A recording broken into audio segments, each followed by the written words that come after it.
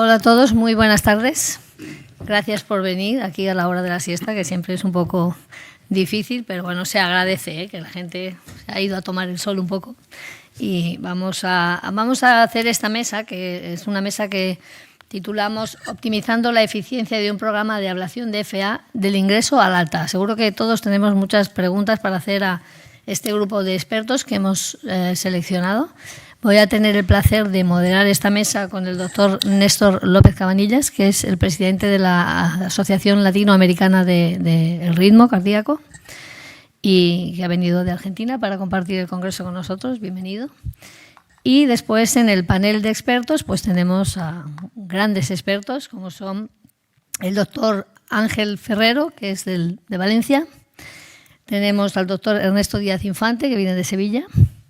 El doctor Nicasio Pérez Castellanos, de Madrid, y a mi derecha está la doctora Julia Arañó, que viene de Barcelona, de Badalona, concretamente, y el doctor Jesús Hernández, que viene del Hospital de Salamanca.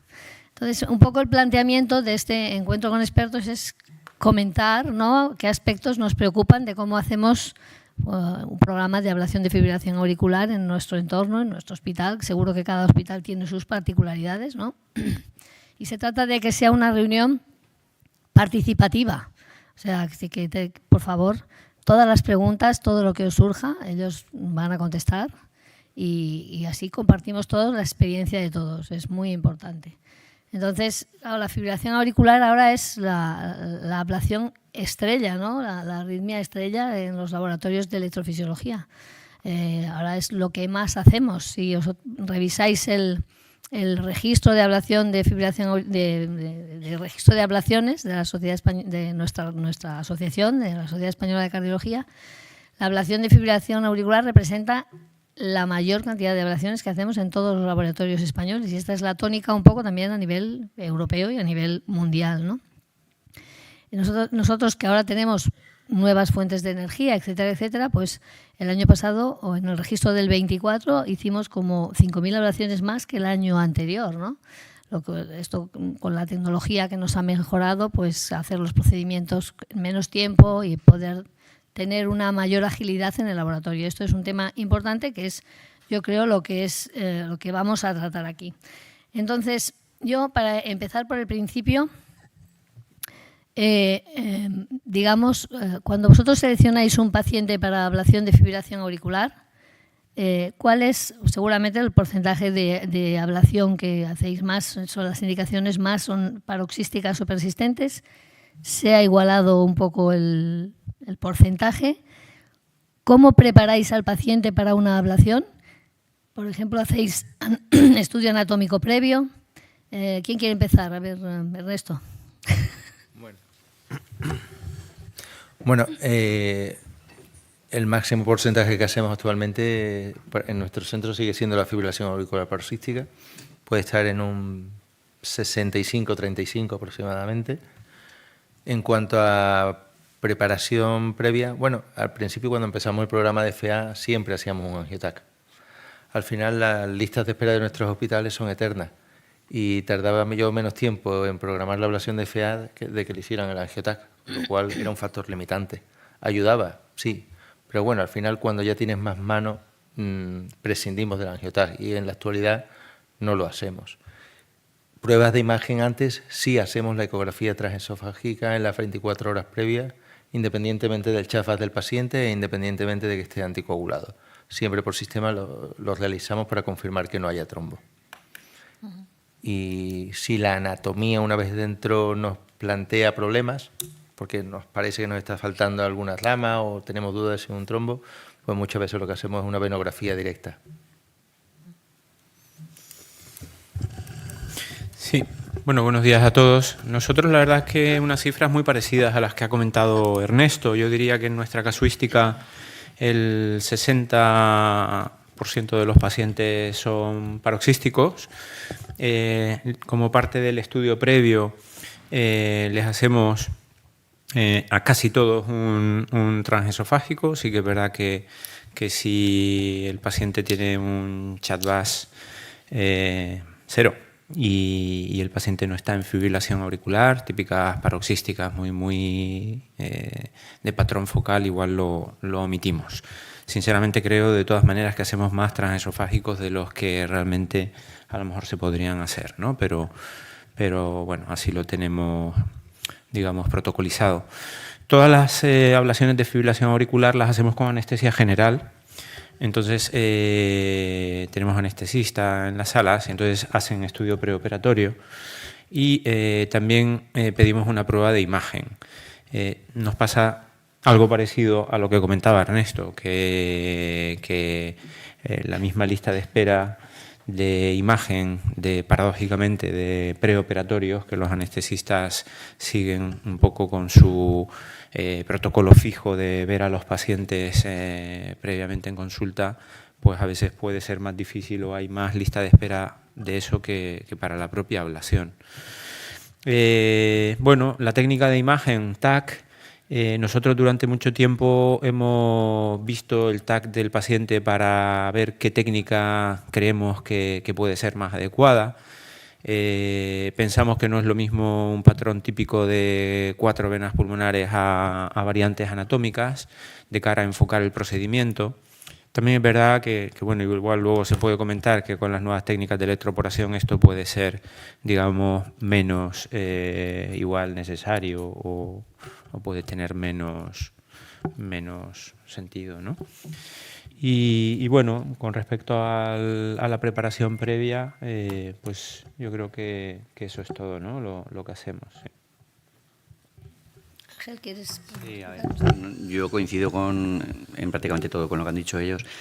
En cuanto a porcentaje, en un primer procedimiento de ablación, yo creo que estaremos también en un 65 de paroxística. En REDUS ya aumenta el número de persistentes. Normalmente, hablando de la selección de los pacientes que comentabas, o sea, si el tema es el cómo puede hacerse más eficiente un programa de ablación, lo primero que habría que ver es qué es lo que es un programa de ablación y qué lo diferencia de una actividad habitual de ablación y fibrilación auricular en los hospitales, ¿no? Yo creo que un programa sería algo que de alguna manera intentáramos estandarizar y de forma reproducible en los pacientes para que desde la selección del paciente hasta el alta precoz, si es lo más eficiente, pues probablemente no todos los pacientes que vemos en la consulta podrían entrar dentro de ese programa. No digo dentro de lo que es la ablación de fibrilación auricular, sino dentro de ese programa. Tendría que tener en cuenta pues, el índice de masa corporal, entre otras cosas importantes, que no solemos mirar y bueno, pues la posibilidad de si cumple criterios para alta. Bueno, quiero decir, yo creo que para un programa estandarizado es lo que diferencia un poco lo que es la mera actividad de ablación de fibrilación auricular. En general, nosotros muchos años pedimos prueba de imagen por sistema, hasta el punto de que alguna vez incluso retrasamos algún procedimiento por no tenerla. Es verdad que hacíamos crioablación en casi todos los pacientes, que en ese caso no teníamos una guía de mapeo, con lo cual sí que la posibilidad de que alguna vena se nos escapara pues podría ser más alta. ¿Qué ocurrió? Que la lista de espera de ablación de fibrilación auricular se convirtió en la lista de espera del TAC, que es lo que habitualmente hacíamos. Y pues la introducción de sistemas de mapeo que utilizamos hoy en día y tal, pues siempre es mejor tener una prueba de imagen, evidentemente, pero no la exigimos a los pacientes que nos envían. Si no tiene prueba de imagen, pues la hacemos. Yo creo que con el navegador más o menos sí que te puedes orientar, siempre se te pueden escapar algunas variantes raras, pero en general lo ideal es tenerla, pero no lo estamos exigiendo para hacerla. ¿Qué más hablábamos? Eso. Quería comentar desde el punto de vista de Latinoamérica, en nuestros países hay muchos centros que no tienen mapeo 3D, entonces solamente pueden usar una crioablación o algún catéter de onda pulsada solamente con rayos X, sin eco intracardíaco, no. Y entonces la angiotomografía o alguna forma de imágenes es vital para esos centros sin mucha experiencia, para ver qué anatomía tiene, si tienen un ostión común, si tienen venas supernumerarias, y entonces lo pueden derivar a otro centro con mapeo 3D. Entonces, todavía las imágenes tienen bastante lugar en Latinoamérica, en algunos centros sin mapeo tridimensional. Y Julia, ¿cuál es vuestra aproximación? Bueno, buenas tardes a todos.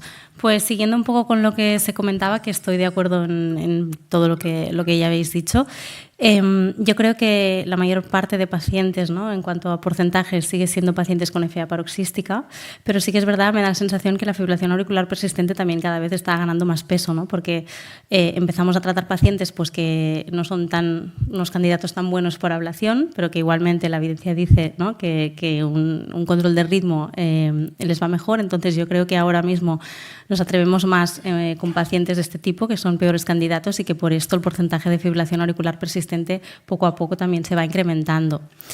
En cuanto a la técnica de imagen preablación, la verdad es que a nosotros nos pasa un poco lo mismo, ¿no? La principal limitación del TAC es que es esta lista de espera, que muchas veces es superior a la lista de espera de ablación, entonces no tiene mucho sentido, pero sí que intentamos, sobre todo los pacientes que son candidatos a una técnica one shot, pues en estos casos sí tener al menos una anatomía, no para decidir qué tecnología utilizaremos, si será crio o electroporación, pero al menos para tener una idea de la anatomía.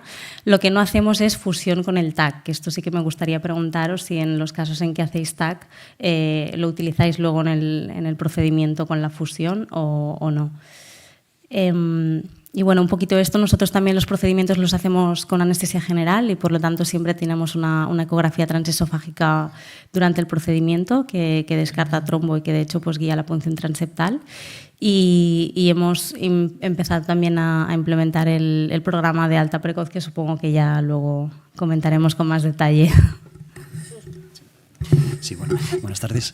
Nosotros, bueno, en cuanto al porcentaje que comentábamos, estoy de acuerdo con mis compañeros, sigue siendo más prevalente la paroxística, haremos como un 60% al menos de paroxística. Es verdad que analizándolo con respecto a hace no tantos años, pues habrá aumentado más de un 10% la persistente que hacemos. Es verdad que cada vez pues se van incrementando muchos más los casos de persistente. En cuanto a la prueba de imagen previa, nosotros tenemos pues una ventaja que tiene nuestro centro, es que tenemos un TAC propio para cardiología, con lo cual no tenemos lista de espera y podemos hacer TAC para todos. Nosotros utilizamos el TAC, se hace la misma mañana del procedimiento para descartar trombo, descartamos trombo con el TAC y no se le hace, ya claro, a los que le hemos hecho TAC, que suele ser la misma mañana del procedimiento, o los pacientes que son de la ciudad de Salamanca, los hacemos el día antes, pues por un poco para que las salas puedan ir empezando. Solemos reservar porque, bueno, una particularidad de nuestro centro es que más del 20% de los pacientes que hacemos están a más de 200 kilómetros de nuestro hospital, porque cogemos varias áreas geográficas. Entonces, esos se le hace todo en el mismo día. Y el ET lo utilizamos pues segundos procedimientos, gente que ya hemos irradiado, pues para no irradiarla tanto, ya conocemos la anatomía, utilizamos ET previo al procedimiento. Luego, en cuanto al procedimiento, utilizamos en todo el mundo sedación profunda, no hacemos en ningún caso anestesia general y no utilizamos técnica de imagen, o sea, no hay ET ni eco intracardíaco durante el procedimiento porque ya hemos descartado el trombo previamente. Es un poco nuestro funcionamiento. Nosotros siempre pedíamos y siempre pedimos una prueba de imagen ahora también, porque en la época en que usábamos radiofrecuencia o bien crioablación, nosotros usábamos el TAC para descartar que no fuera, si es un tronco común, no lo hacíamos con radiofrecuencia, no lo hacíamos con balones. Entonces siempre lo hacemos y siempre, la verdad es que ahora también lo seguimos pidiendo. No hacemos nunca ecocardiografía. Y el TAC no se hace el mismo día, el TAC se hace 15 días antes o un mes o cuando lo tenga el paciente. Y si tiene un TAC coronario hecho, pues se aprovecha ese, por ejemplo. Pero es curioso, y yo lo hablaba el otro día también con Ernesto, que nos vimos un día en unos casos, como a pesar de que, es mi impresión, no sé, la impresión de vuestra y de la audiencia, como a pesar de que hemos hecho muchas ablaciones de FA, ¿no?, y haces balones y tal igual, a veces cuando no tienes una prueba de imagen dudas que si estás en la vena superior, si estás en la vena inferior. A veces dudas, entonces al menos tener la prueba de imagen y ver las ramificaciones que tiene te sirve a veces para intentar entender un poco el procedimiento. Bueno, creo que ahora, por un lado, podemos aprovechar la pregunta de la doctora si usamos las imágenes que obtenemos previamente para fusionarlas o hacer el merge durante la ablación, si lo hacemos o no, o solamente nos quedamos con esa evaluación preablación. Y segundo, el manejo de los anticoagulantes antes de la ablación, si suspendemos el día del procedimiento, no lo suspendan a los directos, si alguien todavía sigue haciendo el pase de heparina bajo peso, que creo que ya es parte del pasado, pero bueno, cómo es el manejo de la anticoagulación previa, qué hacen con los pacientes con fibrilación auricular paroxística con CHA2-VAS 0, que quizás no estén anticoagulados, y si lo anticoagulan igual unas semanas antes para llevarlo al procedimiento. Entonces, número 1, utilizan las imágenes que obtienen antes, durante el procedimiento para hacer el merge, la fusión, y usar y facilitar al mapper la creación de la anatomía y el manejo de la anticoagulación previo y el día del procedimiento. Bueno, puntualizar en cuanto a un inciso en cuanto a la técnica de imagen. Como el TAC me tardaba mucho, probamos la angiografía rotacional, pero me defraudó francamente y la abandonamos. En los casos en que tengo TAC, si voy con crioablación, evidentemente no hago fusión. Cuando voy con navegación, sí, uso la fusión. En cuanto al anticoagulante, si es CHA2-VAS 0, no anticoagulamos previo al procedimiento. Sí hacemos ecotransesofágica. En estos años me he encontrado 2 pacientes con CHA2-VAS 0 en ritmo sinusal con un trombo, o al menos eso decía el ecocardiografista, que era un trombo, con lo cual eso me dio pánico y ya siempre la hago por sistema. El anticoagulante no hago, como dicen las guías, de no suspensión. ¿Por qué? Básicamente porque la punción transeptal en mi centro no la hacemos apoyada por guía de imagen, con la cual la hacemos con la guía electrofisiológica, no tengo una ecografía. Podría tener ecografía transesofágica, podría tener eco intracardíaca, pero como la mayoría de los casos son con sedación por nosotros, la ecografía transesofágica nos incomoda y nos retarda. Y la ecografía intracardíaca nos encarece mucho el procedimiento. Con lo cual el anticoagulante, si es un anticoagulante oral directo, de una toma diaria, el paciente lo toma la mañana del procedimiento previo. Si es uno de cada 12 horas, no lo toma la noche la noche no la toma. En cuanto a la anticoagulación, en el momento en que hemos hecho la punción transeptal, heparinizamos, intentando que en 10 minutos tengamos un ACT mayor de 300. Nunca revertimos con protamina, salvo si nos tapan al paciente, evidentemente. No queda bonito que esté taponado y anticoagulado. Y mantenemos la anticoagulación en todos, habitualmente 2 meses. Antes lo hacíamos 3 meses. Me estoy refiriendo evidentemente al paciente que no tiene criterio de anticoagulación permanente. 2 meses. Es verdad que ahora con la PFA se habla de 1 mes, pero nosotros 2 meses estamos anticoagulando al paciente. Cuando está anticoagulado con un dicumarínico, intentamos que el INR esté lo más cerquita a 2 posible. Hay veces que lo hacemos con 2,2, 2,3 o con 1,8.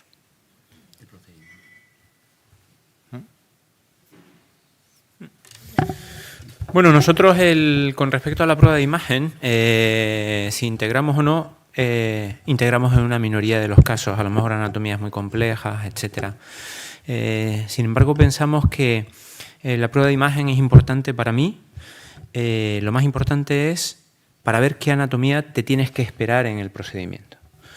Y, por ejemplo, yo cuando hago un punto a punto, yo diseño mis líneas en base al TAC.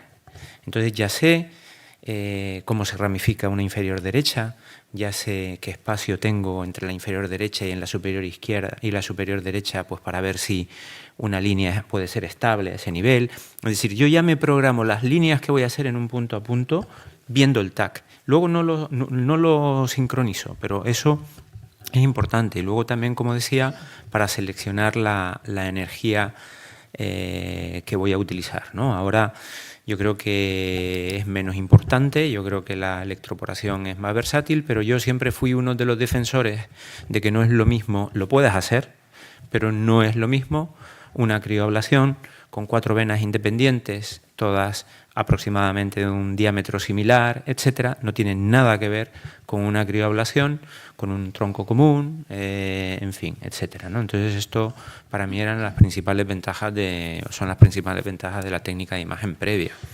Anticoagulación, básicamente, curiosamente con las restricciones que hemos tenido tanto tiempo, es raro que nos encontremos un paciente con sintrón ya para hacer una ablación de fibrilación auricular, y lo que hacemos es simplemente pedirle que suspenda una dosis. Como usamos imagen para guiar la punción, en general no todo el equipo hace exactamente lo mismo, pero yo, por ejemplo, pongo toda la heparina, y toda la heparina es un bolo único de 140 unidades por kilo, que más o menos suele estar entre 10.000 12.000 unidades antes de la punción transeptal. Como hemos usado ecografía intracardíaca mucho tiempo, nos hemos dado cuenta de que muchas veces ya ves trombos adheridos a la vaina antes o inmediatamente al hacer la punción transeptal, con lo cual, en mi opinión, poner la heparina cuando ya has hecho la punción, obviamente tiene la ventaja de que si tienes una complicación, pues no la llegas a poner, pero tiene el inconveniente de que puedes llegar tarde en algunos casos, ¿no? Afortunadamente, luego sí que es verdad que todos esos trombos que hemos visto, pues bueno, algunos los hemos podido aspirar con la vaina, otros realmente les hemos perdido en fin, los hemos dejado de ver y no hemos tenido embolias clínicas. Es decir, que probablemente este fenómeno de un pequeño trombo adherido a una vaina que luego no te da un evento clínico es, a lo mejor, si no anticoagulas antes del procedimiento, a lo mejor no es del todo, no es excepcional, digamos, ¿no? Esto con respecto a la anticoagulación. Y no sé si habíais, yo creo que era esto, ¿no? Habíais sacado algún tema al tema más, ¿no? Sí. Pues nosotros ecografía transesofágica no hacemos por sistema. Yo he entendido que hacíais vosotros ET a todos previa, pero no anticoaguláis, o sea, no quitáis el anticoagulante porque he entendido que no os guiabais con... No pero si hacéis la ecotransesofágica, no aprovecháis para guiar el transeptal. Se hace las 24 horas previas. Ah, vale, que no es intraprocedimiento. 24 horas previas, ingresa el paciente vale. y le damos de alta por la tarde. Vale. Por agilidad en el quirófano. Nosotros hacemos ecografía transesofágica a los pacientes no anticoagulados que venían en fibrilación auricular. En sinusal no la hacemos. Y con la pauta de no retirada de anticoagulación, que es lo que habitualmente estamos haciendo desde hace tiempo, tampoco hacemos ecografía transesofágica, aunque vengan en fibrilación auricular. Asumimos que, bueno, evidentemente, o sea, a ese paciente le podrías hacer una cardioversión y es cierto que hay una tasa de pacientes que pueden tener algún trombo, pero no lo estamos haciendo. En la imagen que comentabais, lo que decía, cuando hemos tenido imagen de TAC o de resonancia, también es verdad que a veces el paciente tiene TACs torácicos por otro motivo, miramos en la historia, porque muchas veces, aunque no esté hecho para ver eso, nos vale para un poco orientarnos en la anatomía. Tampoco hemos hecho fusión. Sí que lo estuvimos haciendo un tiempo con Farapulse, pero con navegador, con FaraView, pero bueno, la verdad es que al final perdíamos más tiempo son procedimientos ya tan rápidos y tan estandarizados que dejamos de hacerlo, no lo solemos hacer. Y tampoco seleccionábamos el tipo de ablación, radiofrecuencia o criablación en función de la anatomía, tampoco lo hemos hecho habitualmente eso nunca. No manejábamos con los troncos y tampoco vimos en el seguimiento que tuviéramos más problemas o más recidivas en los pacientes. La anticoagulación, lo que hacemos ahora es seguir las guías, que es una retirada o total o mínimamente retirada de la anticoagulación, que eso se traduce un poco en lo que tú has dicho. Anticoagulantes que se toman una sola dosis, la toman la mañana anterior al procedimiento, pero esa mañana también depende de a qué hora se va a hacer la ablación. Si hacemos programa de tarde, pues esa mañana sí que le decimos que se la tomen. Y los pacientes que toman anticoagulantes en 2 dosis se toman el anticoagulante hasta la noche anterior. Es lo que estamos haciendo. El tema del transeptal lo hacemos guiado, como siempre hemos hecho, por guías anatómicas de localización del seno coronario, del GIS, y la verdad es que en los miles de transeptales que llevamos haciendo muchos años, ¿no? Tampoco es frecuente una complicación derivada del transeptal, con lo cual, en el sentido de no retirada de anticoagulación y en el sentido de lo que decía Nicasio, de esas imágenes que se ven de los trombos adheridos a las vainas cuando pasan, que realmente probablemente lo más correcto sería hacer la anticoagulación previa, antes de la punción transeptal. Me llama la atención, ponéis un bolo de 140 de heparina en dosis única. Yo quería preguntar también, comentar un poco, con los anticoagulantes nuevos, sí que se sabe un poco que la respuesta del ACT no es la misma que con los antivitamina K, ¿no? Sobre todo con los inhibidores directos de la trombina, excepto Abigatran. está descrito que se requieren dosis más altas de heparina para llegar a un ACT en rango, que eso muchas veces puede ser la causa de que nos retrase, más en sistemas que utilizamos ahora, que nos piden unos ACTs altos desde el principio. Luego, no sé si habéis modificado la pauta de heparina en pacientes que llevan este tipo de anticoagulantes inhibidores de la trombina, o continuáis con la... Nosotros poníamos por sistema un bolo de 100 unidades kilo y luego una perfusión continua de heparina durante el procedimiento. Pero es cierto que hemos visto que necesitamos aumentar esa dosis probablemente en relación a lo mejor a este nuevo tipo de anticoagulantes. En nuestro grupo somos más agresivos, usamos 150 por el kilo en pacientes que están con antivitamina K y 180 por el peso del paciente en pacientes 180. Es la rutina, hace años que lo hacemos. Así que eso en cuanto a la anticoagulación. Algo también importante para nosotros fue una doctora de 30 años con fibrilación auricular paroxística. En realidad debuta con una ACV, después descubren que tiene FA paroxística y en el ecotransesofágico tenía trombo y CHA2-VAS 0. Tenía previo al episodio de accidente cerebrovascular. Entonces, eso fue muy importante en las guías europeas, que pacientes con CHA2-VAS 0, pero que tienen miocardiopatía hipertrófica o que tienen amiloidosis, hay que anticoagular igual. Y esta chica tenía en el eco una miocardiopatía hipertrófica. Entonces, personas CHA2-VAS 0 con estos dos factores también requieren la anticoagulación. Así que eso me parece importante. Así que hablamos de la anticoagulación. El tema de la fusión de imágenes. En nuestro centro recibimos angiotac de muchos otros lugares. Entonces hay angiotacs que no son leíbles, otras que son leíbles, y las que son leíbles a veces tardan 10, 15, 20, 30, 40 minutos, y porque tarda mucho a veces, si tienen muchísimos cortes, el equipo tarda muchísimo en leerlo. Entonces, si le damos el angiotac, si el tiempo de lectura es algo que está dentro de nuestros tiempos, bien, si no, avanzamos y no fusionamos.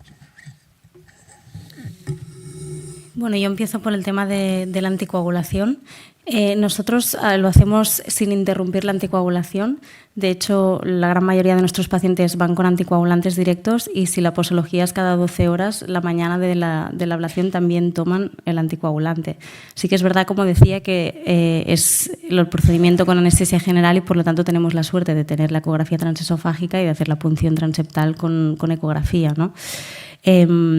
Entonces, claro, heparinizamos al paciente con un bolus más o menos también de 100 unidades kilo después del transeptal y siempre revertimos por eso, porque son pacientes que ya vienen anticoagulados, revertimos con protamina. Los pacientes que tienen un CHA2-VAS de 0, nosotros no los anticoagulamos las 3 semanas previas al procedimiento, sino que vienen directamente sin anticoagular.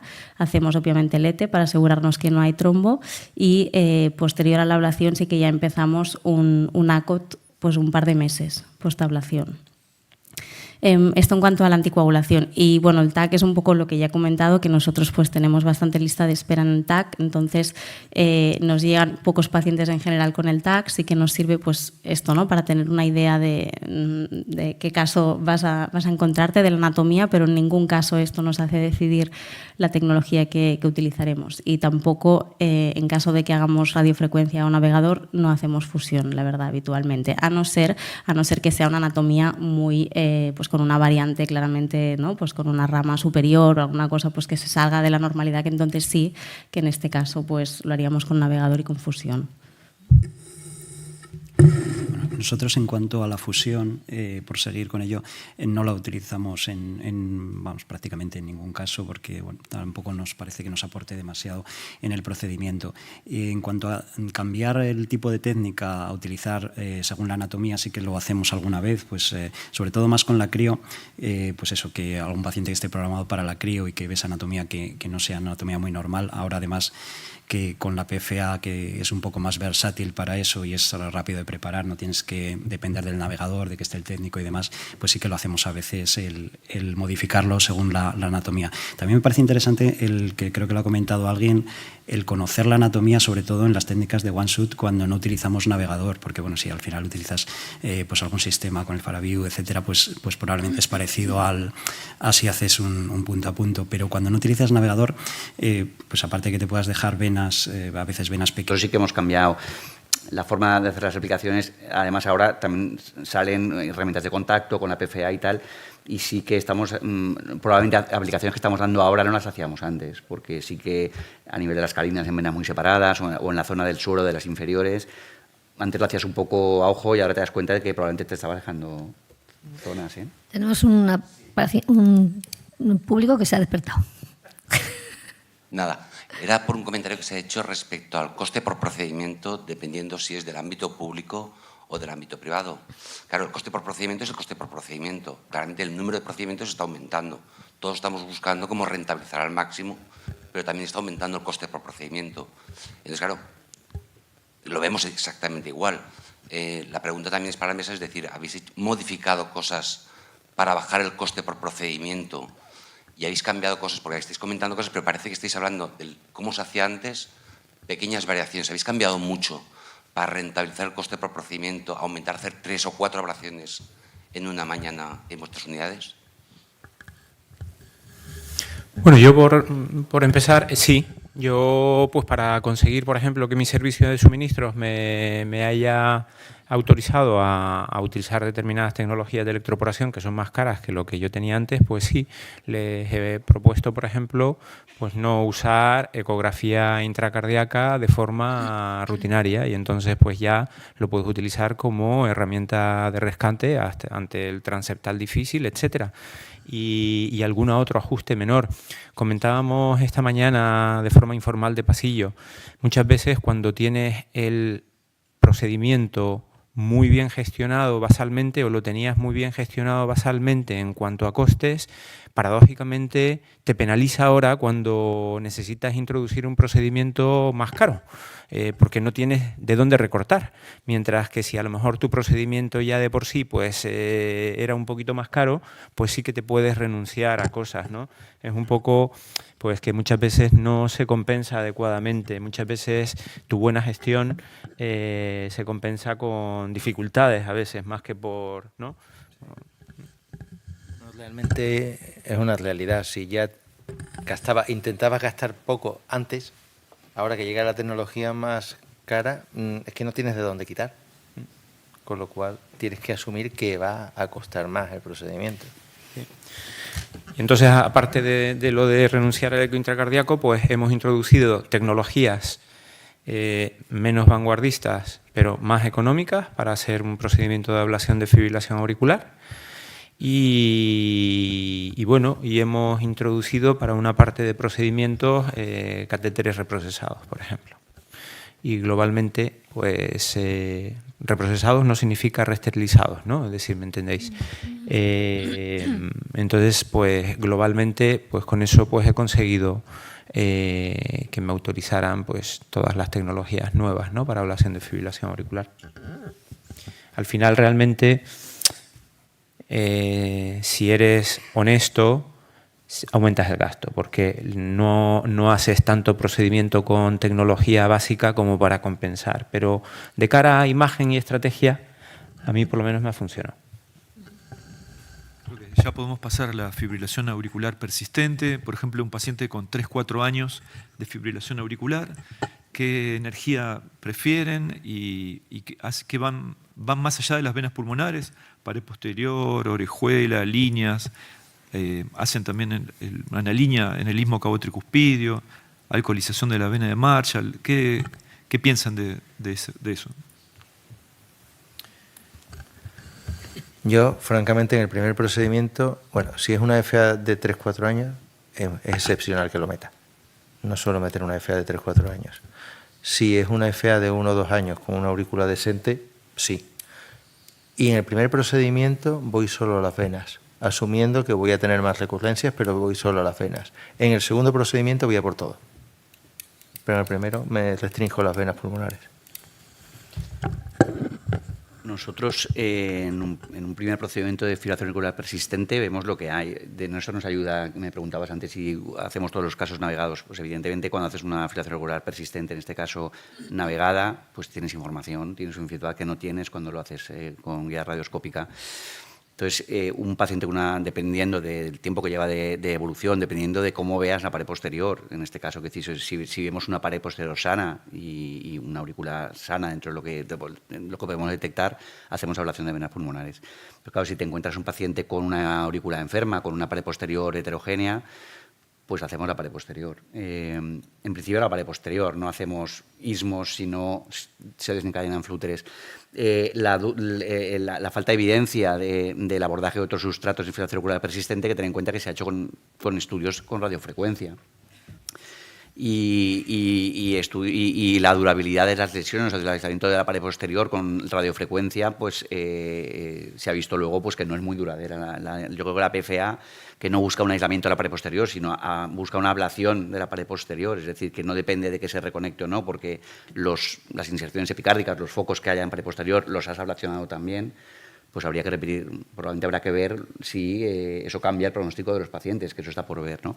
Nosotros un poco miramos eso, si tiene enfermedad auricular y eso sí que ampliamos la ablación. Sí, nosotros en un primer procedimiento habitualmente también hacemos abordaje únicamente de las venas pulmonares.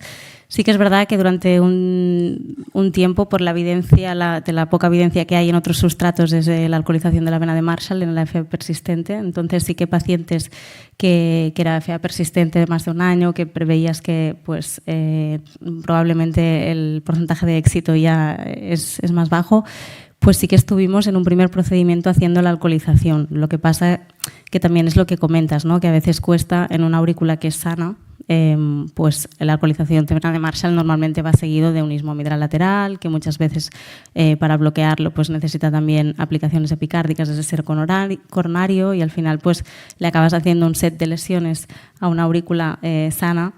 Que sí que es verdad que luego cuando analizamos los resultados de estos pacientes vimos que en general nos iban mejor los pacientes que les hacíamos la alcoholización. Lo que pasa que también es verdad que pues la radiofrecuencia, lo que estábamos comentando, pues cuesta cada vez más hacerla, ¿no? Ahora hay otros sistemas, por ejemplo, tampoco hemos comentado, pero no sé si alguno de vosotros utilizáis el Afera y si en primeros procedimientos, si lo reserváis sobre todo para Reduce. Pero bueno, sí que es verdad que ahora de entrada pues nosotros hemos vuelto un poco a lo que es venas pulmonares y reservamos este abordaje de otros sustratos para los Reduce. Nosotros también de primer procedimiento en persistente hacemos generalmente venas. Persistentes de larga duración, o sea, 4 años en FA, o sea, persistente me refiero, no que lo hayas cardiovertido, etcétera, pues alguno habrá entrado, pero no, generalmente tratamos no hacer ese tipo de pacientes porque las recurrencias son prácticamente todas. Pero en persistente de primer procedimiento hacemos venas y luego ya en el segundo procedimiento, en las recurrencias de estos pacientes, pues sí, podemos ir a Marshall, más orejuela, distintas técnicas, pero eso es, vamos, generalmente radiofrecuencia y ver un poco cómo es el sustrato en la aurícula y de eso pues utilizamos distintas, pero en primero venas. Yo igual que vosotros, si me permitís haceros una pregunta, ¿qué tiempo medio tenéis para hacer un procedimiento de ablación de fibrilación auricular desde que el paciente le hacéis la indicación? 9 meses. 9 meses. Lista de espera. Tiempo en lista de espera. Pues nosotros tenemos 2 listas, metemos a los pacientes en lista de espera en varias categorías. En ablación de FA con PFA tenemos 6 meses, 5 meses ahora, y con radiofrecuencia, porque son pacientes que tienen un flúter auricular, o sea, que por alguna razón nos metemos radiofrecuencia más. 7 meses, 8 meses, ¿no? 9 meses. 9 meses. Nosotros, ¿Sus? 2 meses, más de 2 meses no suelen pasar. ¿No? Es que algún caso que por lo que sea no se ha podido hacer, pero más de 2 meses no solemos estar. Sí, nosotros los single shot, la PFA en general menos de 6 meses y lo que tenemos más lista de esperas para Reduce y cuando ya prevemos que serán pues, procedimientos más complejos. Claro, es que yo me he planteado a veces, y ya que la mesa va de eficiencia, que la eficiencia empieza con la selección del paciente realmente, porque el resultado de tu procedimiento ya de entrada va a cambiar totalmente dependiendo del tipo de fibrilación auricular que hay. Y luego nosotros tenemos 5 meses actualmente de lista de espera. en algunos momentos difíciles de la unidad en que hemos tenido obras, etcétera, ha sido muy frecuente que tenemos hoy una fibrilación auricular paroxística y cuando entra el paciente está en fibrilación auricular. Es decir, que y luego resultados de LIST, etcétera, donde se ve lo importante que es un tratamiento precoz. Entonces, claro, esto es primero a considerar, ¿no? Es decir, que a lo mejor, y sobre todo en los tiempos que vienen, que probablemente yo creo que ya la cardiología confía plenamente en la ablación de fibrilación auricular, no era como al principio que tenías que ir buscando a los pacientes, ¿no?, debajo de las piedras, pues a lo mejor hay que dejar de hacer determinado tipo de pacientes en los que realmente la ablación tiene pocas posibilidades, de forma muy sincera, ¿no? O ir con procedimientos muy escalonados de, bueno, ahora le hago las venas pulmonares, Redu, ¿qué tiene? No, es que le ha recurrido 2 venas pulmonares, pues le cierro las venas pulmonares y el paciente vuelve. Redu, es decir, que yo creo que esto es un coste de oportunidad y tenemos que tener en cuenta que cuando estamos haciendo un procedimiento probablemente estamos dejando de hacer otro. Entonces... Es una puntualización muy buena, me parece muy oportuna además. Pero luego vienen los pacientes con insuficiencia cardíaca, fibrilación auricular, que no meterías nunca y te dicen los estudios, esta mañana hemos tenido una sesión de esto, que van los que más se benefician. Claro, entonces, ¿no? Y ahora con las técnicas que tenemos de single shot, sobre todo con la PFA, que es rápida, que enseguida, no sé vosotros, pero yo tengo la percepción de que te comentan pacientes que a lo mejor un punto a punto no te lo plantearías nunca, y dices, bueno, venga, hacemos una PFA que son 40 minutos, 45 y probamos a ver qué. Pero esto implica, como tú muy bien dices, le hacemos una PFA y ¿qué? Y recurre y ¿qué? Le haces un redu después, con lo cual te vas sobrecargando totalmente la lista de espera. Es muy difícil gestionarla, pero yo estoy de acuerdo que hay que saber a quién no, y no es fácil. A quién no y cuándo parar. Exacto. Porque muchas veces que vamos otra vez y otra vez y otra vez, aunque sea joven, hay un momento en el que hay que parar, porque eternizamos un procedimiento que ya sabemos que no va a tener resultados. Exacto. Una pregunta en la audiencia.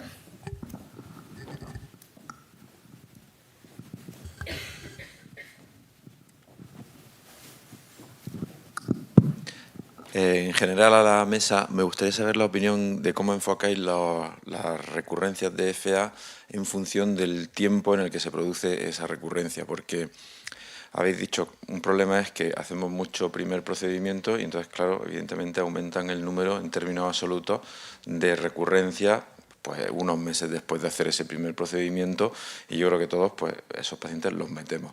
Pero es que ahora también, por lo menos en mi impresión, empezamos a ver pacientes que recurren 7, 8, 9 años después de un primer procedimiento, porque ya les toca, porque tenían 60 años cuando se hicieron el primer procedimiento, ahora tienen 70 y han recurrido, o tienen 68 y han recurrido. Pacientes que esos 8 años después han recurrido, es muy poco probable que dependan de una reconexión de venas pulmonares, ¿no? ¿Qué hacéis con esos pacientes? ¿Los metéis? ¿Los desestimáis? Sí, esa población que dices tiene muy pocas probabilidades de éxito. Un paciente que ha respondido a la ablación de venas pulmonares durante muchos años, que le has quitado incluso la medicación y que te viene a los 7 o 8 años con fibrilación auricular de nuevo, la regla, salvo las excepciones que ya sabemos que tenemos en medicina, es que te encuentres una aurícula totalmente remodelada y en mala situación. Entonces, esto a lo mejor sería una población de pacientes a los que, no digo no hacer, pero desde luego no priorizar, ¿no? Los pacientes persistentes de larga duración, en general nosotros, por ejemplo, en el clínico no hacemos. Es decir, un paciente que lleva más de un año de forma continuada en fibrilación auricular, salvo que haya sido porque el pobre pues se ha perdido, nadie le ha hecho una cardioversión o lo que sea, y obviamente sí, pues son también pacientes que no priorizamos porque hay mucho que se beneficia, ¿no? Mira, yo creo que en ese tipo de pacientes, si me permitís mi opinión, cuando hacíamos o si hacemos radiofrecuencia, por ejemplo, nosotros cuando hacíamos radiofrecuencia y si hacemos un paciente de un primer procedimiento de radiofrecuencia, de aislamiento de venas pulmonares, siempre hacemos el mapa con un catéter de alta densidad. Y tenemos un comentario en la base de datos, que es otros comentarios que no salen en el informe, que es no volver a meter, ¿no? Si estuviera mal, no volver a meter. En este sentido, por ejemplo, el hecho de hacer un mapeo de alta densidad con radiofrecuencia te da mucha información. Entonces, yo opino que si un paciente tiene una aurícula sana y le haces un aislamiento de venas pulmonares y va bien, y la mayor probabilidad de que tenga una recurrencia es que haya una reconexión de vena pulmonar, yo sí que lo metería. Pero claro, si te encuentras ya una aurícula devastada, pues a mí eso me sería una información útil para decidir o no el procedimiento. Yo sí que haría un redu si pienso que es una reconexión de venas, porque es algo que sabemos tratar. Tú sabes qué vena está reconectada y sabes tratarla. Y si ese es el mecanismo del redu, ¿por qué no? Sí, pero eso lo puedes detectar con el tiempo de evolución, ¿no? Es decir, al final cuando se te reconecta una vena pulmonar son recurrencias que se manifiestan pronto en la evolución del paciente después de la primera ablación, ¿no? Mientras que pacientes que aparentemente han quedado libres de FA durante años y de repente empiezan, pues normalmente es el paciente hipertenso que ha tenido mal control de su hipertensión, que ha tenido progresión de remodelado, que a veces no lo puedes cuantificar tampoco por el volumen auricular, porque hay veces que no está francamente dilatada, pero luego entras y te encuentras pues una aurícula, entre comillas, muy afecta de atriopatía. Hombre, 7 años, como planteaba José Miguel, quizá es mucho, pero 2 años. Un paciente que ha estado perfecto 2 años y te viene con una recurrencia. Bueno, y sí está en medio, yo creo que en principio sigues. Yo creo que un paciente que le has hecho la ablación hace 7 años, que está en sinusal, entiendo, 7 años, y te aparece ahora con un primer episodio otra vez de fibrilación auricular, yo creo que no le haría nada. Quiero decir... Sí funcionaba, pero te lo deben haber cortado. ¿Hola? Sí. Me refiero a que la tasa, el número de procedimientos de ablación de FA, sabéis que ha crecido exponencialmente. Entonces, si tú miras, ¿no?, 5 años atrás, desde hace 5 años hasta ahora se vienen haciendo entre 10 y 15.000 procedimientos de ablación de FA cada año. Son cientos de miles de pacientes los que vamos a hacer ablación de FA en los próximos años, pacientes que tienen 60 o 65 años, y todos esos pacientes, si no todos, el 80% de ellos, dentro de 6, 7, 8, 9, 10 años, van a estar todos recurriendo, porque es la historia natural de su problema, que probablemente no dependa de la reconexión de las venas pulmonares. Entonces va a ser una situación en la que nos vamos a ver cada día con más frecuencia, que es un paciente que ha ido muy bien de su ablación de FA durante 5, 6, 7, 8 años, ahora recurre, está peor, porque generalmente empeoran, y te reclama porque le ha ido muy bien con un primer procedimiento: doctor, métame usted otra vez y hágame otra como la que me hicieron hace 7 o 8 años, porque he estado muy bien todo este tiempo. Y creo que es un grupo de población en que, bueno, que va a ser una situación clínica nueva, porque se va a presentar con... Yo creo que, a ver, con una primera recurrencia después de 7 o 8 años, si es paroxística, ahí se queda. Quiero decir, yo no haría nada, y si es una persistente, está haciendo una cardioversión y se espera, se trataría como un primer episodio. Yo, después de la ablación, no es lo mismo 40, 47 años que 70, 77. Quiero decir, al final vamos a tener que, bueno, lo que tendremos que hacer, me imagino, que es individualizar las decisiones. Quiero decir, un paciente que se hizo una ablación hace 7 años, que ha recurrido en forma paroxística muy sintomático, pues yo sé que se lo haría. Otra, depende de cada caso. Hola, muchas gracias a todos por la discusión muy interesante. Muy rápido, como es de eficiencia, ¿cómo hacéis con el soporte de la hospitalización para los pacientes con procedimientos ambulantes? Que creo que es una cosa muy interesante, que hay mucha dispersión. ¿Ingresan la noche antes, el 1 de la mañana, para que dé tiempo a tenerlo preparado? ¿Dejamos los pacientes, todos vienen por la mañana, el último que sale a las 3 de la sala lo dejo hasta el día siguiente? ¿Cómo hace cada uno? Vale. Bueno, por empezar, nosotros en nuestro centro, en ese grupo de pacientes, en todos los pacientes, ingresan el mismo día. En el hospital de día hacemos un procedimiento con alta en el día, de forma sistemática. O sea, es nuestro procedimiento. Todo el mundo ingresa por la mañana en el hospital de día, se le hacen las pruebas de imagen si requiere para hacer la ablación, se hace la ablación. Desde el hospital de día pasa al hospital de día a observación, donde está pues unas 5 horas en observación, lo que se retira al punto en 8 y luego se van para casa todos los pacientes de forma 100% sistemática. Empezamos en 2019 y con buenos resultados. Actualmente, en 98% hemos ido, de hecho se ha ido mejorando desde las primeras series que publicamos, estamos en 95% y ahora estamos en 98% de pacientes que se van en el día para casa, no pasan el día entero. Creo que vamos a hacer un sí no rápido. Se interna el mismo día, se va el mismo día. ¿Qué es lo que hacen ustedes? Pero rapidito. El segundo, pasamos a ella.